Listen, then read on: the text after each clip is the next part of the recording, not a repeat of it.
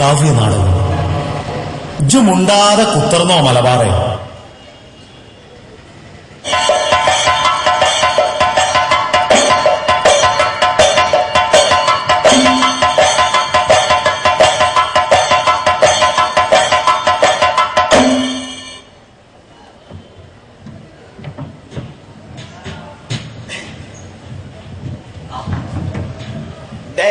എന്തിനെ അപ്പി എങ്ങോട്ടാണ് പോണത്? അപ്പൊ നീ ഒന്നും അറിഞ്ഞില്ലേ?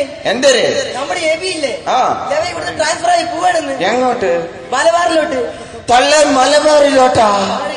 അവന്റെ കുടുംബത്തിന്റെ കഥ കഷ്ടം തന്നെ കേട്ടാ. എന്തിനായാലും നീ വാ, നമുക്കൊന്ന് പോയി നോക്കിട്ട് വരാം. പോവാ.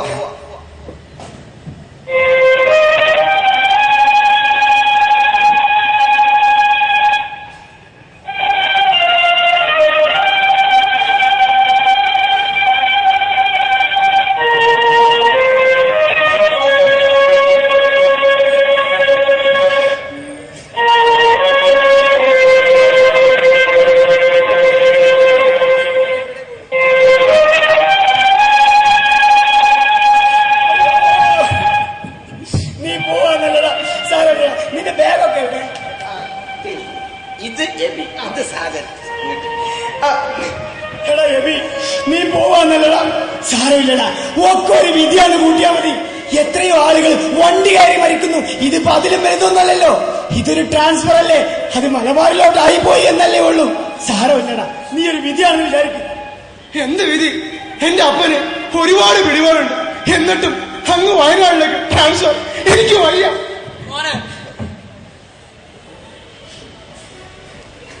നീ അങ്ങനെ പറയല്ലടാ. ഒരു വർഷം നീ ക്ഷമിക്ക്. ഇത് നമ്മുടെ വിദ്യ. അപ്പനറിയോ, തിരുവനന്തപുരത്തായിരുന്നപ്പോൾ ഒരു ദിവസം 1-2 ഫയല് മാത്രം നോക്കി സുഖമായി കഴിഞ്ഞ ഇനി 10 ആളെ പണി ഞാൻ ഒറ്റയ്ക്ക് അങ്ങ് വയനാട്ടിൽ. 8:30 നമ്മുടെ വണ്ടി.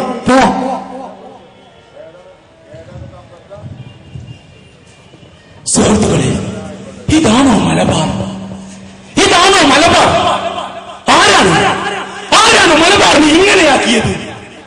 സത്യത്തിൽ എന്തായിരുന്നു മലബാർ?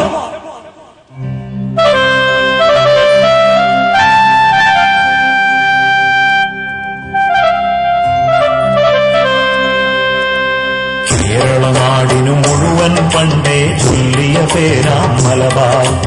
നാടും മലയും പുഴയും നിറയും സുന്ദരഭൂമി മലബാർ. അറബികൾ ചീനികൾ യവനറുവെള്ളക്കാരും വാഴ്ത്തിയ മലബാർ. അന്നു മുതൽക്കേ മതസൗഹാർദ്ദം കൂട്ടിയിണക്കിയ മലബാർ.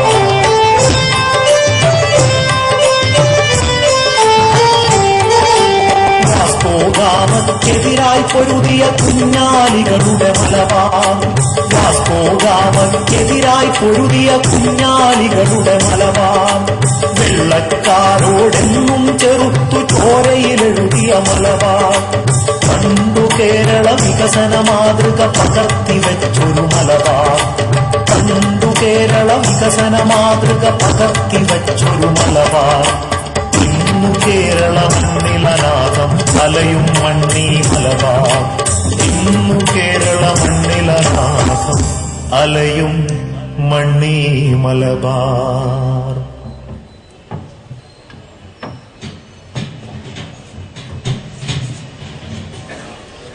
എന്തൊരു ഉഷ്ണ. തിരുവേണി, എന്തോ എബി നമ്മളെ ഒന്ന് കറങ്ങണേ. നമ്മുടെ പ്രഭു വരുന്നു. ഹേസ്റ്റൺ പ്രഭു ഇങ്ങോട്ട്. ഹേസ്റ്റൺ പ്രഭു? ഹേസ്റ്റൺ പ്രഭു അല്ല, ഹേസ്റ്റൺ പ്രഭു. അതെന്നെയാണോ നോവും ചോദിച്ചേ? തിന്ന വീട്ടിലെ ഉള്ളിലോട്ട് പോയതാ. ഹേസ്റ്റൺ പ്രഭു എന്താ ഈ വഴിക്ക്? അറിയില്ല. കപ്പൊക്കെ ശരിക്കും അടച്ചില്ലേ? പിന്നെന്താ എന്റെ പിന്നാലെ നടക്കാതെ അങ്ങോട്ട് ചെയ്യാം. ഇങ്ങനെ പിന്നാലെ നടക്കും എപ്പോഴും.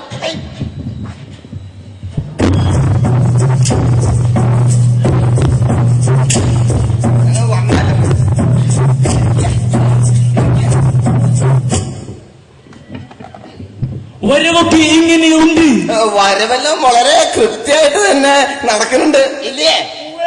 ആ ഒരു പ്രധാനപ്പെട്ട കാര്യം അറിയിക്കാനുണ്ട്. എന്താ ധൈര്യമായിട്ട് പറയേ. കപ്പം കൂട്ടാൻ കമ്പനി തീരുമാനിച്ചിരിക്കുന്നു. എന്താ വല്ല എതിർപ്പുമുണ്ടോ? ഇല്ല, ഒരു എതിർപ്പുമില്ല. ഞങ്ങൾ ഈ നാട്ടുകാരിൽ നിന്ന് കപ്പം വെച്ചിട്ട് അങ്ങയുടെ മുമ്പിലോട്ട് എത്തിക്കാൻ സന്തോഷായില്ലേ? പിന്നെ ഈ നാട്ടിൽ കമ്പനിക്കെതിരെ വല്ല ഗൂഢാലോചനകളും നടക്കുന്നുണ്ടോ? ഗൂഢാലോചനയോ? ശിവ ശിവ, അങ്ങനെ ഒരു സാധനം തന്നെ ഈ നാട്ടിലില്ല. ഇനി ഈ നാട്ടിൽ അങ്ങനെ വല്ലതും ഉണ്ടെങ്കിൽ നോമത് ശരിയാക്കിക്കോളാം. എന്താ? കമ്പനിയുടെ കൂടെ നിന്നാൽ കമ്പനി നിങ്ങൾക്ക് എന്തും തരും. ആയിക്കോട്ടെ, അങ്ങയുടെ കൃപ. കമ്പനിയെ എതിർക്കാനാണ് ഭാവമെങ്കിൽ അറിയാമല്ലോ കമ്പനിയെ.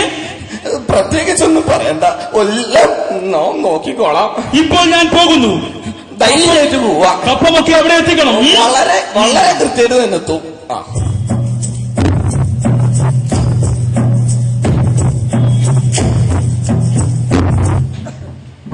പറന്ന നാടിനും മണ്ണിലെ പോരാട്ടം എന്ന് പറയുന്നത് പഴച്ചോന മാർഗത്തിലെ പോരാട്ട മക്കളെ. അതുകൊണ്ട് ഇത് ഇവിടെ കൊണ്ടൊന്നും നിർത്താൻ നമ്മൾ വിചാരിച്ചിട്ടില്ല. ഇതിന്റെ അവസാനം വരെ നമ്മൾ കൊണ്ടുപോകും. ഇത് നമ്മൾ ഈ കൂടിയിരിക്കുന്ന നാലാക്കും വേണ്ടിയുള്ള സമരമല്ല, ഇത് ഇന്ത്യയിലെ മുഴുവൻ മനുഷ്യന്മാർക്കും വേണ്ടിയുള്ള സമര. അതുകൊണ്ട് ഇതിവിടെ നിർത്താൻ നമ്മൾ വിചാരിച്ചിട്ടില്ല. ഇവിടെ വന്നിട്ടുണ്ടല്ലോ ആ ബ്രിട്ടീഷ് പട്ടാളം, ആ വെള്ളപ്പട്ടാളം ഉണ്ടല്ലോ, ഓരോ അവസാനത്തെ കണ്ണിനെയും ഈ നാട്ടിൽ നിന്ന് കെട്ടുകട്ടിച്ചിട്ട് നമ്മൾ ഈ ഊരി പിടിച്ച വാഴ നിലത്തി വെക്കൂ. അതെ,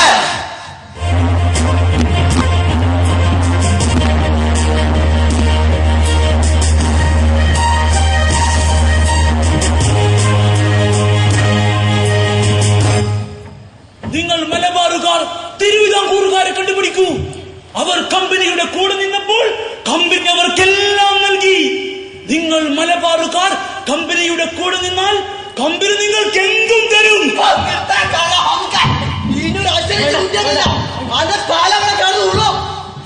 കമ്പനിയുടെ കൂടെ നിന്നാൽ നിങ്ങൾക്ക് നല്ലത്.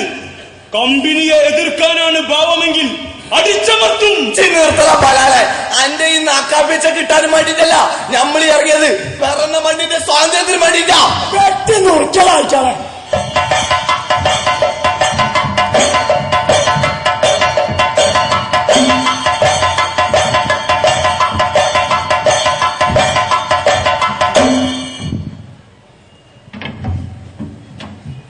നമ്മുടെ പൂർവികർ രക്തം കൊടുത്ത് നൽകിയ ഈ സ്വാതന്ത്ര്യം, ഇതിന്റെ ഗുണഭോക്താക്കളാകാൻ ഏറ്റവും അർഹതപ്പെട്ടവർ നമ്മളാണ് സുഹൃത്തുക്കളെ.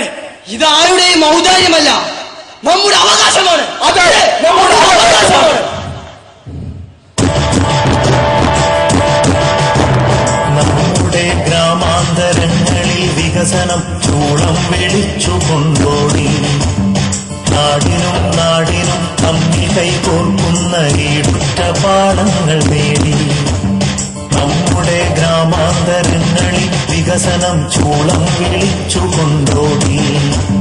നാടിനും നാടിനും തമ്മിൽ കൈകോർക്കുന്ന ഈടുറ്റ പാടങ്ങൾ നേടി. അപ്പെരും പാളത്തിലൂടെ ബ്രിട്ടീഷുകാർ മരവും മനസ്സും കടത്തി. അപ്പെരും പാളത്തിലൂടെ മലബാറിന്റെ വീര്യവും തടവറയിലെത്തി. അപ്പെരും പാളത്തിലൂടെ ബ്രിട്ടീഷുകാർ മരവും മനസ്സും കടത്തി. അപ്പെരും പാളത്തിലൂടെ മലബാറിന്റെ വീര്യവും തടവറയിലെത്തി.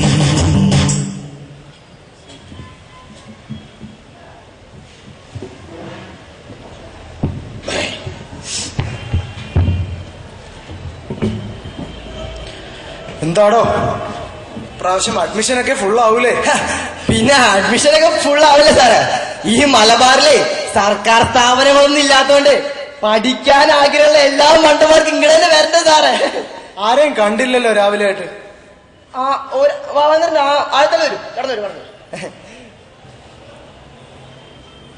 സാർ, പി ജിക്ക് ഒരു അഡ്മിഷൻ വേണ്ടിയിരുന്നു. സർട്ടിഫിക്കറ്റുകളൊക്കെ കൊണ്ടുവന്നിട്ടുണ്ട്. സർട്ടിഫിക്കറ്റ് അവിടെ നിൽക്കട്ടെ. ഡൊണേഷൻ കൊണ്ടുവന്നിട്ടുണ്ടോ? ഡൊണേഷൻ കൊണ്ടുവന്നിട്ടുണ്ട്. അതിവിടെ കൊടുക്കൂ സാർ. അപ്പൊ സർട്ടിഫിക്കറ്റുകൾ അത് ഓഫീസിൽ ഏൽപ്പിച്ചേ താഴെ. അപ്പൊ ഇവിടെ സർട്ടിഫിക്കറ്റ് ഇവിടെ ഓഫീസ് ഇവിടെ സർട്ടിഫിക്കറ്റ് എടുക്കൂല. നെക്സ്റ്റ് ഈ പണക്കെട്ട് എവിടെ? MLA പറഞ്ഞിട്ട് വന്നേ. MLA പറഞ്ഞിട്ട് വന്ന NRI കോട്ടയിലേക്കുള്ളത്. അതും പറഞ്ഞിരുന്നു MLA. സർട്ടിഫിക്കറ്റ് വഴിയേ വരും. അതും പറഞ്ഞിരുന്നു. വഴിയെ പെട്ടെന്നൊന്നും എത്തൂല. ഓക്കെ, അതും പറഞ്ഞു. ശരി ശരി. MLA ഒരു കാര്യം അല്ല ഇങ്ങനെ പറയും. അല്ല പിന്നെ നെക്സ്റ്റ് വരൂ.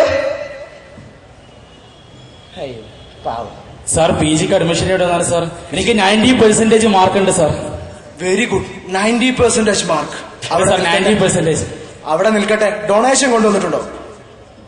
ഡൊണേഷൻ ഇല്ലല്ലോ സാർ. ഡൊണേഷൻ ഇല്ലേ സാർ? എനിക്ക് 90% മാർക്ക് ഉണ്ട് സാർ. എടോ ഇടയ്ക്കിടയ്ക്ക് 90% മാർക്കിന്റെ കാര്യം പറഞ്ഞ മോൻ അറിയോ, നാട്ടുകാരെ നന്നാക്കാൻ വേണ്ടി തുടങ്ങിയ സ്ഥാപനമൊന്നുമല്ല. കോടികൾ കണ്ട രാഷ്ട്രീയക്കാരന്റെ പോക്കറ്റിൽ, പിന്നെ അവരെ പാർട്ടി ഫണ്ടിലേക്കും കൊടുത്തിട്ടാണ് അംഗീകാരം മേടിച്ചത്. പൈസ ഉള്ളോ പഠിച്ചാ മതി, അല്ലാത്തോ പഠിക്കണ്ട. അപ്പൊ ഞങ്ങളെ പോലുള്ള ആളുകളൊന്നും പഠിക്കണ്ട സാർ? ഏതൊരു വ്യവസായം എല്ലാവരും ലാഭമല്ല ആഗ്രഹിക്കാം. ലാഭമില്ലാത്ത വ്യവസായത്തിനായാലും ഇറങ്ങും.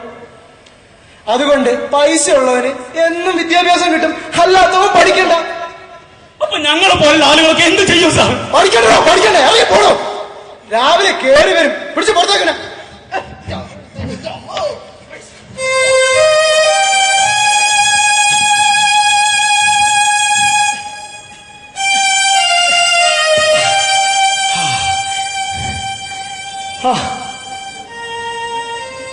മോനെ, എന്തായടാ നിന്റെ അഡ്മിഷന്റെ കാര്യമൊക്കെ ശരിയായോ?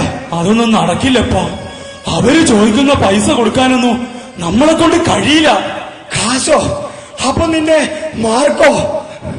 എന്റെ മാർക്കൊന്നും അവർക്ക് വേണ്ടപ്പാ. അവർക്ക് വേണ്ടത് കാശാ, പൂത്ത കാശ്. പൊന്നു മോനെ, നമ്മൾ ചെയ്ത തെറ്റെന്താണെന്നറിയോ? ഈ മലബാറിൽ ജനിച്ചു പോയി, അതാ നമ്മൾ ചെയ്ത തെറ്റ്. എന്റെ മോനൊരു കാര്യം ചെയ്യ്, നീ ഇവിടുന്ന് പൊക്കോ, എന്നിട്ട് ഗൾഫിൽ പോ. കൈ നിറയെ പൂത്ത പണവുമായി തിരിച്ചു വാ. എന്നിട്ട് ഇവിടുത്തെ കോളേജിലോ സ്കൂളിലോ എവിടെയാണെന്ന് വെച്ചാ കൊണ്ടുപോയി ചെയ്തു കൊടുക്ക്. എന്നിട്ട് നിനക്ക് കിട്ടാത്ത വിദ്യാഭ്യാസം എന്ന സൗഭാഗ്യമുണ്ടല്ലോ, അത് നിന്റെ മക്കൾക്കെങ്കിലും കിട്ടട്ടോ. പോടാ പോ.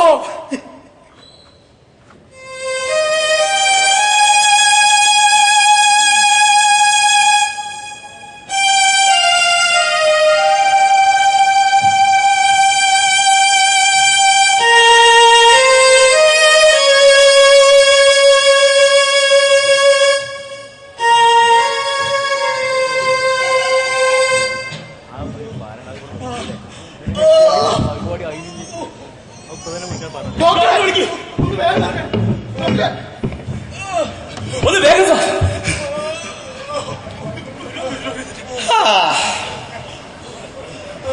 എന്താ കാര്യം സാർ? ഒന്ന് നോക്ക് സാർ, കുറെ നേരം സാർ വന്നിട്ട്. ചത്തിട്ടില്ലല്ലേ? അതെ, ഇടക്കിടക്ക് ഇങ്ങനെ ഡോക്ടറെ വിളിക്കാന്ന് പറയണ്ട. ഡോക്ടറിന്റെ പോക്കറ്റിലൊന്നല്ലേ ഉള്ളത്. സാർ ഒന്ന് ഡോക്ടറെ വിളിക്കും സാർ. ഡോക്ടർമാരൊന്നും ഇവിടെ ഇല്ല, ഒരാഴ്ച ലീവില്ല. സദാനന്ദൻ ഡോക്ടറില്ല, സുകുമാരൻ ഡോക്ടറില്ല, സുരേഷ് ഡോക്ടറില്ല, ഒരു ഡോക്ടർ ഇവിടെ ഇല്ല. പിന്നെ ആരെവിടെ ഉള്ളത് സാർ? ആകെ ഉള്ളത് രതീഷ് ഡോക്ടർ മോർച്ചറിയിലുണ്ട്. ഒന്ന് വിളിച്ചോട്ടെ. ഹലോ, രതീഷ് ഡോക്ടറില്ല? അതൊന്ന് പെട്ടെന്ന് ഇങ്ങോട്ട് വരണം, ഒരു ആക്സിഡന്റ് കേസ്. ഓക്കെ, വരും വെയിറ്റ് ചെയ്യാം. എന്താണോ, ഞാൻ അവിടെ ഒരു പോസ്റ്റ്മോർട്ടത്തിലായിരുന്നു. ഇവിടെ ഏതാ പോസ്റ്റ്മോർട്ടം? സാർ ഒരു ആക്സിഡന്റ് കേസാണ് സാർ, വന്നിട്ട് കുറെ നേരമായി. ആക്സിഡന്റ് കേസാണ്.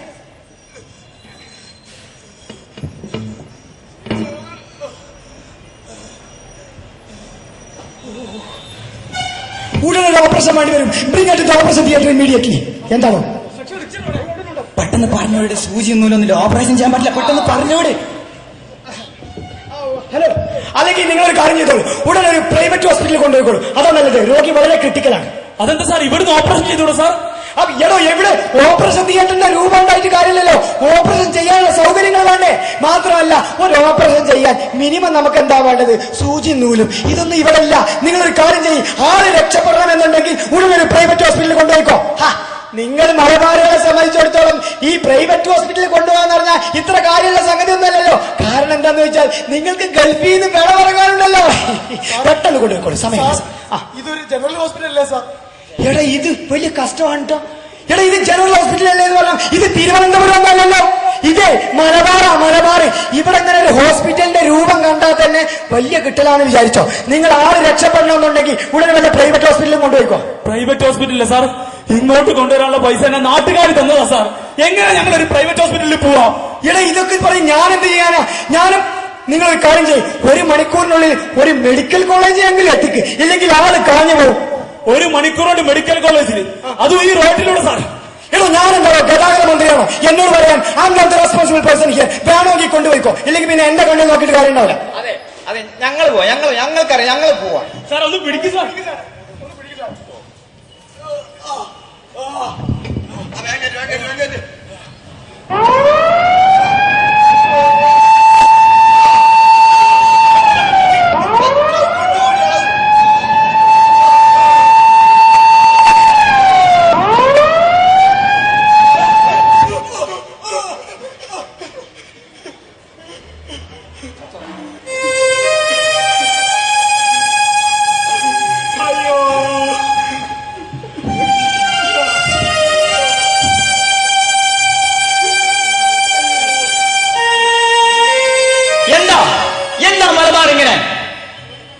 കേരളത്തിലെ ആദ്യത്തെ പാഠപുസ്തകവും ആദ്യത്തെ വിദ്യാലയവും മലബാറിലാണ് ഉണ്ടായത്.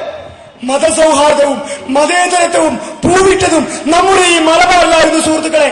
ദേശീയ പ്രസ്ഥാനവും സാഹിത്യവും സമ്പുഷ്ടി പ്രാപിച്ചതും ഈ മലബാറിന്റെ മണ്ണിലായിരുന്നു. ജനാധിപത്യവും മതേതരത്വവും ഉടലെടുത്തതും ഈ മലബാറിലായിരുന്നു. എന്നിട്ടും എന്റെ മലബാർ ഇങ്ങനെ? ആരാണ് മലബാറിന്റെ ശത്രു? അതെ, ആരാണ് മലബാറിന്റെ ശത്രു?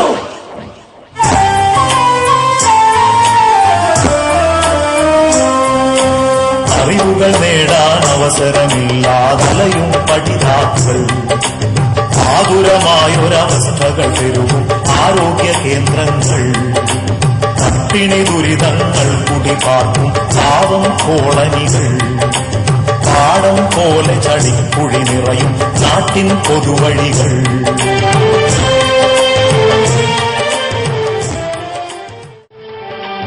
വെളിച്ചമില്ലാ കരണ്ടു വന്നാൽ തളർന്ന വോൾട്ടേജ്, വെള്ളം കിട്ടാക്കനിയായി മാറിയ തകർന്ന കുഴലുകളും. വെളിച്ചമില്ലാ കരണ്ടു വന്നാൽ തളർന്ന വോൾട്ടേജ്, വെള്ളം കിട്ടാക്കനിയായി മാറിയ തകർന്ന കുഴലുകളും.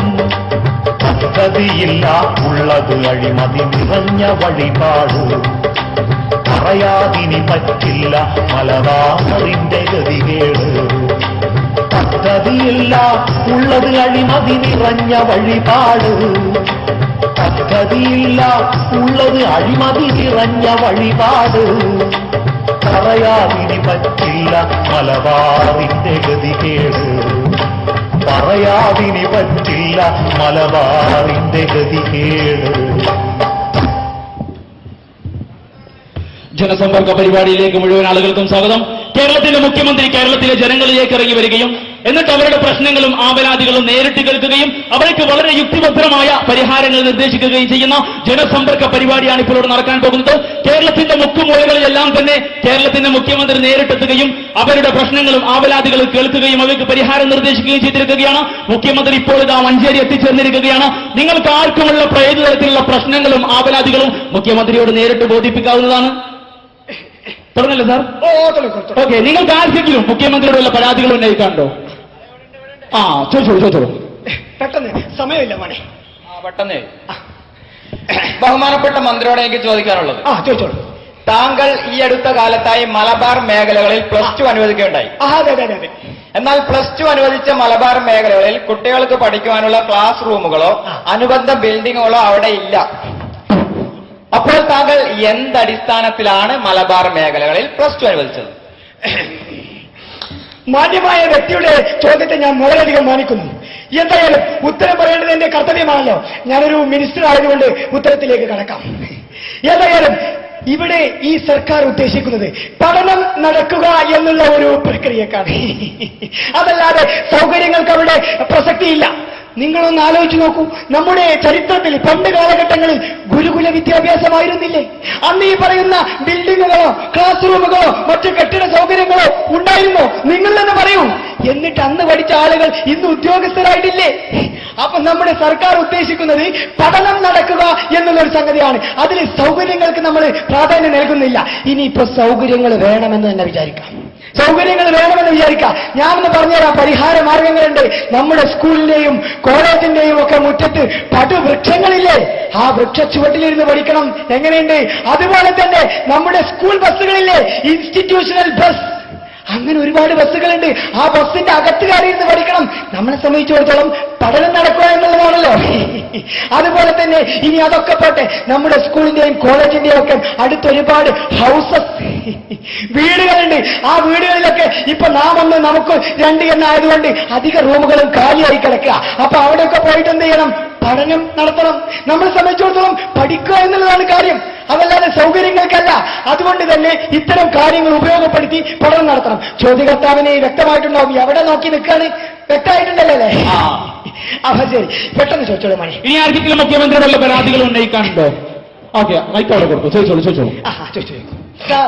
സാറിപ്പോ പറഞ്ഞല്ലോ മരത്തിന് ചോട്ടിലിരുന്ന് പഠിക്കുക എന്നുള്ള സംഗതി, ഗുരുകുല വിദ്യാഭ്യാസമൊക്കെ പറഞ്ഞു. അപ്പോൾ ഇത് യഥാർത്ഥത്തിൽ പ്രായോഗികമാണോ? മലബാറിലെ കുട്ടികൾ ഈ മഴക്കാലത്ത് എന്ത് ചെയ്യും സാർ? ഈ ആള് വളരെയധികം വലിയ തമാശക്കാരനാണെന്ന് തോന്നുന്നു. നിങ്ങൾ ചാർലൻ ചാപ്ലിന്റെ അമ്മാവന്റെ അങ്ങനെ ആരെങ്കിലും കുട്ടികളാണോ? അല്ലല്ല, അത് കണ്ടാൽ തന്നെ മനസ്സിലാവും, അങ്ങനെയൊന്നും അല്ല. ഏതായാലും ഇത്രയും ആളുകൾ ഈ നട്ടപ്പാതിലേക്ക് കുത്തിരിച്ചുകൊണ്ട് ആള് ചോദിച്ചൊരു ചോദ്യമാണ് ഈ മഴക്കാലം. ഇയാള് പറയുന്നത് കേട്ടാ തോന്നും ഈ മലബാറിൽ മഴക്കാലം മാത്രമേ ഉള്ളൂ.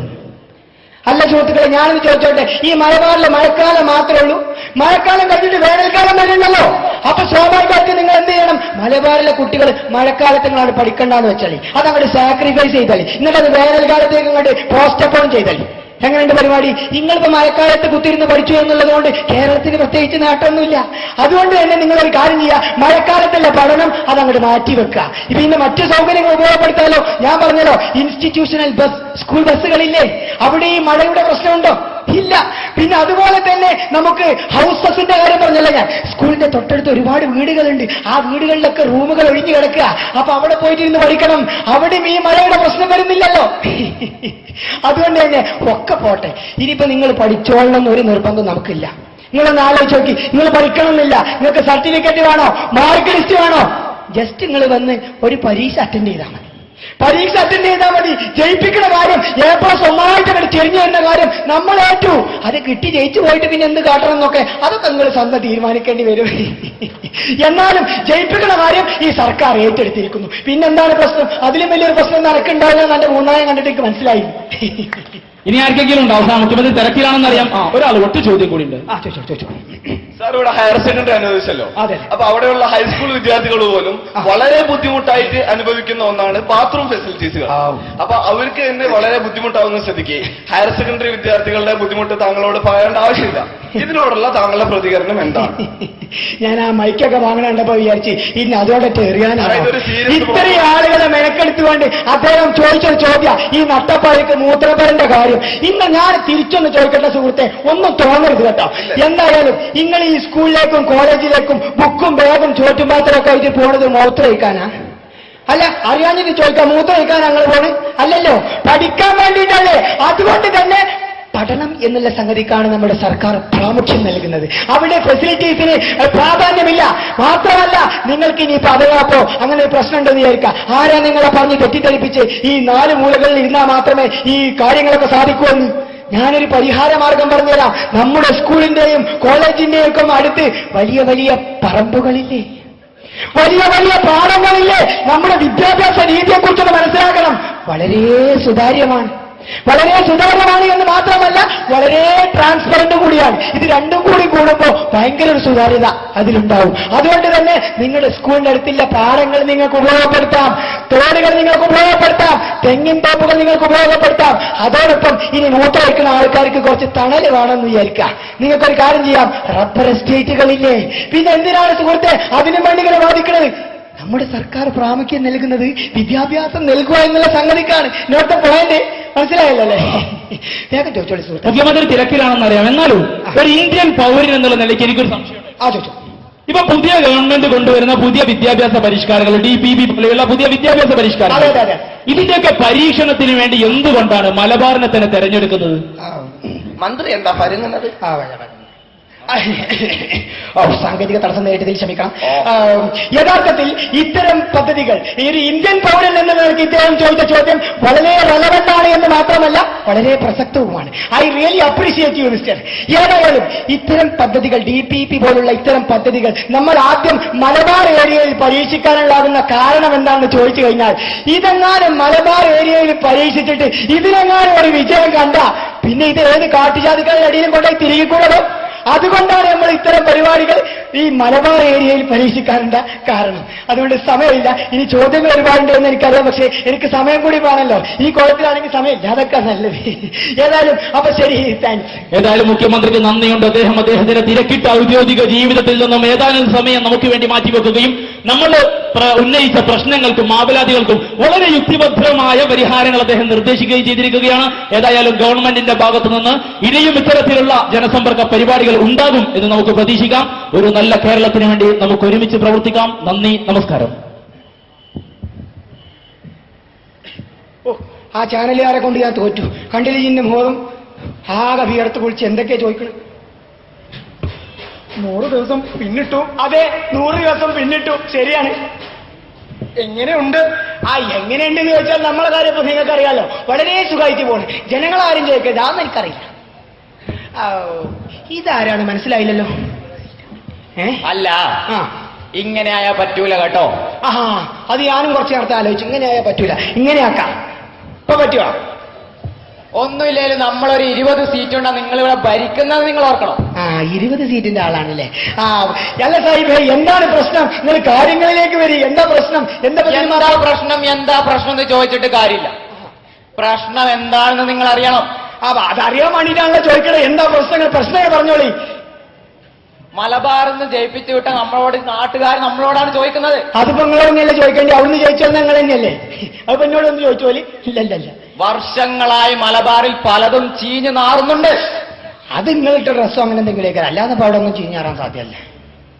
മലബാറിന്റെ എന്തെങ്കിലും ഒരു പ്രശ്നം നിങ്ങൾക്കറിയോ? മലബാറിന്റെ പ്രശ്നങ്ങളെ കുറിച്ചൊക്കെ എനിക്കറിയില്ലടോ. ഒരൊറ്റ കുത്തി ഞാൻ കുത്തും. മലബാറിലെ പാവപ്പെട്ട ജനങ്ങൾക്ക് വേണ്ടി ഒരു ഹോസ്പിറ്റൽ ഉണ്ടോ? മലബാറിൽ ഹോസ്പിറ്റലുകളുണ്ട് ഇല്ലേ? പ്രൈവറ്റ് ഹോസ്പിറ്റൽ ഉണ്ടെന്നെങ്കിലും പറയണം. ഉണ്ട്. മലബാറിലെ പാവപ്പെട്ട ജനങ്ങൾക്ക് വേണ്ടി സർക്കാർ സ്കൂളുണ്ട്. സർക്കാരിന്റെ സ്കൂളിന്റെ കാര്യമൊന്നും പറയണ്ട. സർക്കാർ സ്കൂളുകളിൽ അല്ലേ? എന്താ പണ്ടൊരു ആവേശമല്ലേ പറയാം. ഈ മലബാറിലെ റോഡുകളുടെയും ബസ് സ്റ്റാൻഡുകളുടെയും അവസ്ഥ നിങ്ങൾക്കറിയോ? അതിന്റെ അവസ്ഥ ഒന്നും വല്ലാതെ പറയണ്ട. അതൊക്കെ നമുക്കറിയാം. വളരെ ഉഷാറാ. അതുകൊണ്ടാ പറഞ്ഞത് നമുക്ക് പലതും തീരുമാനിക്കേണ്ടി വരും. നിങ്ങൾ അങ്ങനെ കടുത്ത തീരുമാനങ്ങളൊന്നും എടുക്കാതെ അതിന് മാത്രം പ്രശ്നങ്ങളൊന്നും മലബാറിലില്ലല്ലോ. നിങ്ങൾ ആളെ പറഞ്ഞത് സ്വകാര്യമായിട്ട് കൊണ്ടുപോയി കാര്യങ്ങളൊക്കെ ഒന്ന് പറഞ്ഞ് മനസ്സിലാക്കിക്കൊണ്ടിരിക്കും.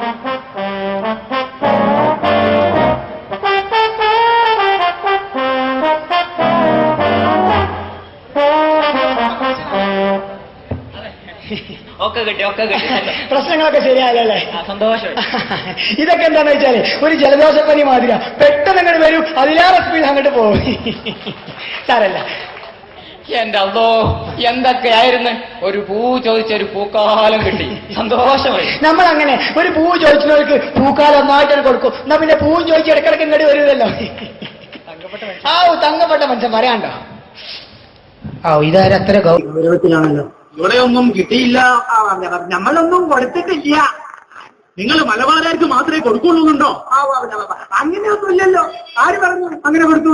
പിന്നെ ഒരു കാര്യം പറഞ്ഞത്, കഴിഞ്ഞ പ്രാവശ്യം വലത്തോട്ട് എടുത്തിട്ട് സമദൂരം, അടുത്ത പ്രാവശ്യം ഇടത്തോട്ട് ഞങ്ങൾക്ക് ബുദ്ധിമുട്ടൊന്നും ഉണ്ടാവില്ല. അതെ, നിങ്ങൾ ഈ സമദൂരം ഇടത്തോട്ട് വലത്തോട്ട് എടുക്കുന്നതൊക്കെ പോട്ടെ, അത്ര വലിയ പ്രശ്നമൊന്നും ഉണ്ടായിട്ടില്ലല്ലോ. എടോ, ആ കാര്യം കിട്ടി. നിങ്ങൾ പറഞ്ഞ എല്ലാ പദ്ധതികളും ഇതിനുണ്ട്, ഒരു കുറവും വരുത്തിയില്ല. ഇത്തരം ആളുകളെക്കൊണ്ടൊക്കെ നമുക്ക് കുറച്ച് നീതി പുലർത്തിയില്ലെങ്കിൽ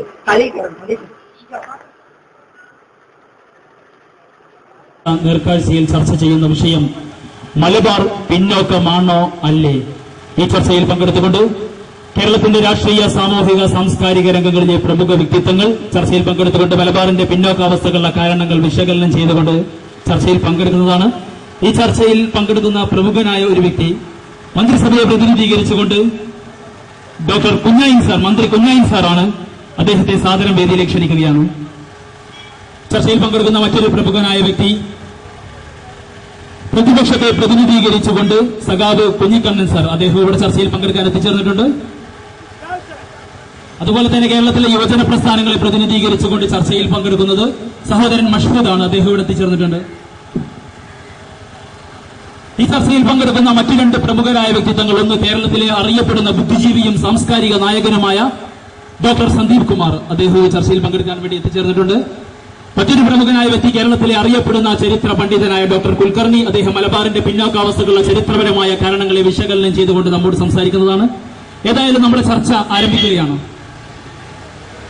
മന്ത്രി കുഞ്ഞായിൻ സാർ, മലബാറിന്റെ പിന്നോക്കാവസ്ഥകളുടെ കാരണമായിട്ട് എന്താണ് താങ്കൾ വിലയിരുത്തുന്നത്? മലബാറിന്റെ പിന്നോക്കാവസ്ഥയ്ക്ക് കാരണം ചില മത തീവ്രവാദ സംഘടനകളാണ്. ഇതാണ് മലബാറിന്റെ പിന്നോക്കാവസ്ഥയ്ക്ക് കാരണം. ഇതെനിക്ക് പറയാതിരിക്കാൻ വയ്യ, കാരണം ഞാനൊരു മതേതരവാദിയാണ്. മലബാറിന്റെ പിന്നോക്കാവസ്ഥയ്ക്ക് കാരണം മലബാറിലുള്ള ചില മത തീവ്രവാദ സംഘടനകളാണ് എന്നാണ് മന്ത്രി കുഞ്ഞായിൻ സാർ പറഞ്ഞിരിക്കുന്നത്. പ്രതിപക്ഷത്തെ പ്രതിനിധീകരിച്ചുകൊണ്ട് വന്ന ഡോക്ടർ കുഞ്ഞിക്കണ്ണൻ സാർ, ഈ അഭിപ്രായത്തെ താങ്കൾ എങ്ങനെ വിലയിരുത്തുന്നു? താങ്കളുടെ അഭിപ്രായത്തിൽ എന്താണ് യഥാർത്ഥത്തിൽ മലബാറിന്റെ പിന്നോക്കാവസ്ഥയ്ക്കുള്ള കാരണം?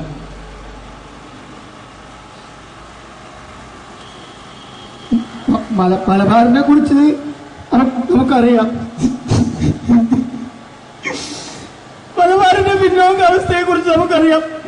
മലബാറിൽ ഒരു ഹോസ്പിറ്റൽ പോലും നല്ല രീതിയിൽ നടന്നു പോകുന്നില്ല എന്ന് മാത്രമല്ല, ഒരു ആശുപത്രിയും അതുപോലെ തന്നെ നമ്മുടെ വിദ്യാഭ്യാസ സ്ഥാപനങ്ങളും വിദ്യാഭ്യാസ വ്യവസ്ഥ എന്ന് പറയുന്നത് അങ്ങേയറ്റം കുത്തഴിഞ്ഞു കിടക്കുകയാണ്.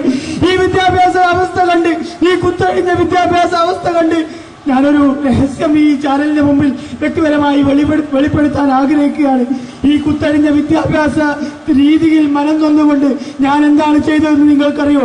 എന്റെ കുട്ടികളെ, എന്റെ പൊന്നോമന മക്കളെ പഠിക്കാൻ വേണ്ടി അങ്ങ് അമേരിക്കയിൽ കൊണ്ട് ചാർത്തി. ഈ ചർച്ചയിൽ പങ്കെടുത്തുകൊണ്ട് വളരെ വികാരഭരിതനായിക്കൊണ്ട് മലബാറിന്റെ വിഷയം അദ്ദേഹം പറഞ്ഞിരിക്കുകയാണ്. ഏതായാലും ചർച്ച തുടരുകയാണ്. യുവജന പ്രസ്ഥാനങ്ങളെ പ്രതിനിധീകരിച്ചു കൊണ്ടുവന്ന സഹോദരൻ മഷൂദ്, മലബാറിന്റെ പിന്നോക്കാവസ്ഥകളുടെ കാരണമായിക്കൊണ്ട് താങ്കൾ എന്താണ് വിലയിരുത്തുന്നത്? മലബാറിന്റെ വികസനത്തെക്കുറിച്ച് ചർച്ച ചെയ്യുമ്പോൾ നമുക്ക് മനസ്സിലാക്കാൻ സാധിക്കുന്നത്, കേരളത്തിൽ ഇപ്പോൾ ഭരിച്ചുകൊണ്ടിരിക്കുന്ന അഥവാ ഇടതും വലതുമെന്നും പറഞ്ഞുകൊണ്ട് ഭരിച്ചുകൊണ്ടിരിക്കുന്ന അദ്ദേഹത്തിന്റെ അഭിപ്രായം വളരെ വ്യക്തമായിക്കൊണ്ട് തന്നെ ഈ ചർച്ചയിൽ പറഞ്ഞിരിക്കുകയാണ്. ഏതായാലും ചർച്ച തുടരുകയാണ്. അടുത്തതായിക്കൊണ്ട് ഈ ചർച്ചയിൽ പങ്കെടുത്തുകൊണ്ട് മലബാറിന്റെ പിന്നോക്കാവസ്ഥയ്ക്ക് വേണ്ടി പിന്നോക്കാവസ്ഥകളുടെ കാരണങ്ങൾ വിശകലനം ചെയ്തുകൊണ്ട് സംസാരിക്കുന്നത് കേരളത്തിൽ അറിയപ്പെടുന്ന ബുദ്ധിജീവിയായ ഡോക്ടർ സന്ദീപ് കുമാറാണ്. സാർ, എന്താണ് മലബാറിന്റെ പിന്നോക്കാവസ്ഥകളുടെ കാരണമായി താങ്കൾ കരുതുന്നത്? യഥാർത്ഥത്തിൽ ചരിത്രത്തിന്റെ ആഗമന നിർഗമന ആരോഹണ അവരോഹണങ്ങളിലൂടെ സഞ്ചരിച്ചു കൊണ്ടിരിക്കുന്ന ഒന്നാണ് മലബാർ എന്നിരിക്കെ ഇതിന്റെ വികസനം നടന്നിട്ടുണ്ടോ എന്നുള്ള ചോദ്യത്തിനും പ്രസക്തമാണ് ഇന്നൊരു വികസനം നടന്നിട്ടില്ലേ എന്നുള്ള ചോദ്യം. യഥാർത്ഥത്തിൽ റോഡുകളും പാലങ്ങളും വരുന്നതാണോ വികസനം? അതല്ല നമ്മുടെ മനസ്സിന്റെ ബഹിസ്ഫുരണങ്ങളിൽ നിന്നും ബഹിസ്ഫുരിക്കുന്ന സമ്മോഹനങ്ങളുടെ സമ്മേളനമാണോ വികസനം എന്നുള്ളതും നാം ഇവിടെ ചർച്ച ചെയ്തുകൊണ്ട് തീരുമാനിക്കേണ്ടതായിരുന്നു. കേരളത്തിലെ ബുദ്ധിജീവികളിൽ താൻ തന്നെയാണ് അഗ്രഗണ്യൻ എന്ന് അദ്ദേഹം വീണ്ടും തെളിയിച്ചിരിക്കുകയാണ്. ഏതായാലും ഈ ചർച്ചയിൽ പങ്കെടുത്തുകൊണ്ട് അദ്ദേഹം പലതും പറഞ്ഞിരിക്കുകയാണ്. നമ്മൾ അതിൽ നിന്ന് എന്തൊക്കെയോ മനസ്സിലാക്കിയിരിക്കുകയാണ്. ചർച്ച തുടരുകയാണ്. മലബാറിന്റെ പിന്നോക്കാവസ്ഥകളുള്ള ചരിത്രപരമായ കാരണങ്ങൾ എന്തൊക്കെയാണ് എന്നാണ് ഡോക്ടർ കുൽക്കർണി സാർ താങ്കളുടെ അഭിപ്രായം? യഥാർത്ഥത്തിൽ മലബാറിൽ വികസനം നടന്നിട്ടില്ല എന്ന് പറയുന്നത് അടിസ്ഥാനരഹിതമാണ്. മലബാറിൽ വികസനം നടന്നിട്ടുണ്ട്. നിങ്ങൾ കാണുന്നില്ലേ, ഈ റോഡ് കണ്ടില്ലേ? നോക്കൂ, ബഹുനില കെട്ടിടങ്ങൾ, മൾട്ടി സ്പെഷ്യാലിറ്റി ഹോസ്പിറ്റലുകൾ, സ്കൂളുകൾ, ക്യാമ്പസുകൾ. പിന്നെ എന്തുകൊണ്ടാണ് നിങ്ങൾ പറയുന്നത് മലബാറിൽ വികസനം നടന്നിട്ടില്ല? ഇല്ല, അത് ശരിയല്ല. യഥാർത്ഥത്തിൽ മലബാറിൽ ഒരുപാട് വികസനം നടന്നിട്ടുണ്ട്. പോരാത്തതിനും ഗൾഫിൽ നിന്നും പണം ഇവിടേക്ക് കുത്തിവെച്ചുകൊണ്ട് ഇവിടെ മത തീവ്രവാദ സംഘടനകൾ വളർന്നുകൊണ്ടിരിക്കുകയല്ലേ? അതെ, മുസ്ലിം മത തീവ്രവാദം അങ്ങനെ പറയണം. ഇതെനിക്ക് പറയാതിരിക്കാൻ വയ്യ, കാരണം ഞാനൊരു മതേതരവാദിയാണ്. കുഞ്ഞായിൻ സാർ ഇടയ്ക്കിടെ പറയുക ചില മത തീവ്രവാദ സംഘടനകളെ കുറിച്ച് പറയുകയുണ്ടായി. താങ്കൾ യഥാർത്ഥത്തിൽ ആരെയാണ് ഇതുകൊണ്ട് ഉദ്ദേശിക്കുന്നത്? ഒരു വിവരണം തരാമോ? ഞങ്ങളുടെ പാർട്ടി ഒരു വൃത്തം വരച്ചിട്ടുണ്ട്. ആ വൃത്തത്തിൽ പുറത്തു നിൽക്കുന്ന ചില മത തീവ്രവാദ സംഘടനകളാണ് ഇവിടുത്തെ പ്രശ്നം. ഇത് പറയാതിരിക്കാൻ വയ്യ, കാരണം ഞാൻ ഒരു മതേതരവാദിയാണ്. ബഹുമാനപ്പെട്ട മന്ത്രിയോട് എനിക്ക് ചോദിക്കാനുള്ളത്, താങ്കൾ ഇപ്പോൾ ഇവിടെ പറഞ്ഞു ചില മത തീവ്രവാദ സംഘടനകൾ കേരളത്തിൽ പ്രവർത്തിക്കുന്നുവെന്ന്. എന്നാൽ ഈ തീവ്രവാദ സംഘടനകൾ ഇതുവരെ കേരളത്തിൽ തീവ്രവാദപരമായ പ്രവർത്തനങ്ങൾ നടത്തിയതായി താങ്കളുടെ കയ്യിൽ വല്ല തെളിവുമുണ്ടോ? ഉണ്ടെങ്കിൽ അത് താങ്കൾ പറയേണ്ടതാണ്. തീർച്ചയായും ഒരുപാട് തെളിവുകളുണ്ട്. അത് ഞാൻ അങ്ങ് ഉയർന്ന ഉദ്യോഗസ്ഥർക്ക് കൈമാറും. അത് ഈ മീഡിയയുടെ മുമ്പിൽ കൈമാറേണ്ട ആവശ്യമില്ല എനിക്ക്. ഒരു ഇന്ത്യൻ പൗരൻ എന്നുള്ള നിലക്ക് അദ്ദേഹം വളരെ നല്ല തീരുമാനമാണ് എടുത്തിരിക്കുന്നത്. തന്റെ രാജ്യത്ത് വന്നുകൂടി നടന്നുകൊണ്ടിരിക്കുന്ന തീവ്രവാദ പ്രവർത്തനങ്ങളെ കുറിച്ച് അദ്ദേഹത്തിന് വിവരം ലഭിച്ചപ്പോൾ അദ്ദേഹം അത് ഇന്റലിജൻസ് ഉദ്യോഗസ്ഥരെ ഏൽപ്പിച്ചിരിക്കുന്നു എന്നാണ് അദ്ദേഹം പറഞ്ഞിരിക്കുന്നത്. ഒരു തിരുത്തുണ്ട്, ഇന്റലിജൻസ് ഉദ്യോഗസ്ഥരല്ല, അങ്ങ് അമേരിക്കയിലുള്ള ഉദ്യോഗസ്ഥർക്കാണ് ഞാൻ വിവരങ്ങൾ കൈമാറുന്നത്. കാരണം ഞാനൊരു ഇന്റർനാഷണൽ മതേതരവാദിയാണ്. അദ്ദേഹം അമേരിക്കയിലുള്ള ഉദ്യോഗസ്ഥർക്കാണ് കൈമാറിയിരിക്കുന്നത് എന്നാണ് അദ്ദേഹം പറഞ്ഞിരിക്കുന്നത്. ഏതായാലും ഈ ചർച്ചയിൽ പങ്കെടുത്ത ഈ ചർച്ചയുടെ ഈ എപ്പിസോഡ് ഇതോടുകൂടി ഇവിടെ അവസാനിക്കുകയാണ്. ഈ ചർച്ചയിൽ പങ്കെടുത്ത മുഴുവൻ ആളുകൾക്കും നന്ദി. അടുത്ത എപ്പിസോഡിൽ പുതിയൊരു വിഷയവുമായി നമുക്ക് വീണ്ടും കാണാം. അതുവരെ നന്ദി, നമസ്കാരം.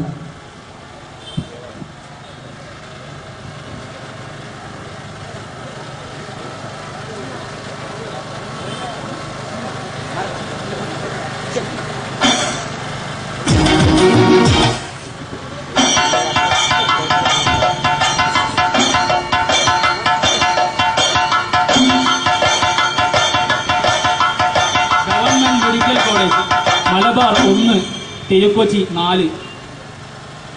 KSRTC ഡിപ്പോ മലബാറിൽ 19, തിരുക്കൊച്ചിയിൽ 67. താലൂക്ക് മലബാറിൽ 22, തിരുക്കൊച്ചി 41. ഷൊർണൂരിൽ നിന്നും തെക്കോട്ടുള്ള പാസഞ്ചർ 33, വടക്കോട്ടുള്ള പാസഞ്ചർ 13. കേന്ദ്ര സംസ്ഥാന പൊതുമേഖലാ സ്ഥാപനങ്ങൾ Malabar 19, Thirukochi 64. Arts and science college Malabar 60, Thirukochi 130.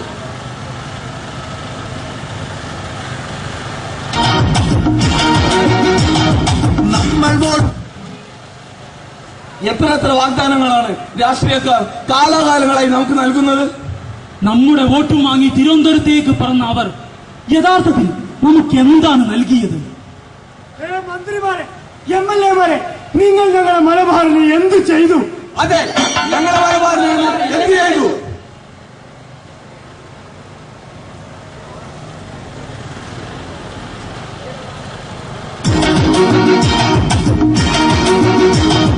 നമ്മൾ വോട്ടു നൽകി മേലെ ചാർത്തി വച്ച തമ്പുരാക്കൾ നാട്ടിനായിട്ടെന്ത് ചെയ്തു ഓർത്തു നോക്കുക. കോടികൾ നിറച്ചു വച്ച വീടുകൾ പണിഞ്ഞവരോടിങ്ങനെ ഉറക്കെ നമ്മൾ ചോദ്യമെയ്യുക.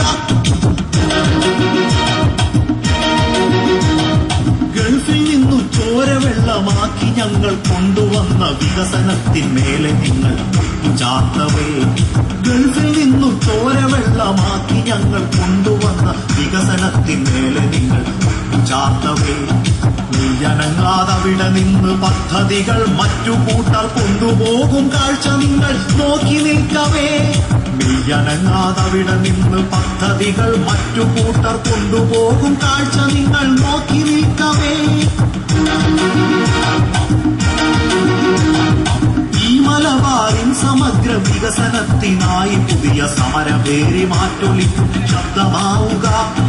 നമ്മുടെ ചരിത്ര പുസ്തകങ്ങൾ വാഴ്ത്തും നല്ല മണ്ണിൻ നന്മയും പുരോഗതിയും വീണ്ടെടുക്കുക. ഈ മലബാറിൻ സമഗ്ര വികസനത്തിനായി പുതിയ സമരപേരി മാറ്റൊലിക്കും ശബ്ദമാവുക. നമ്മുടെ ചരിത്ര പുസ്തകങ്ങൾ വാഴ്ത്തും നല്ല മണ്ണിൻ നന്മയും പുരോഗതിയും വീണ്ടെടുക്കുക. നന്മയും പുരോഗതിയും വീണ്ടെടുക്കുക. ഇതോടുകൂടി ഈ കാവ്യനാടകം ഇവിടെ പൂർണ്ണമാകുന്നു.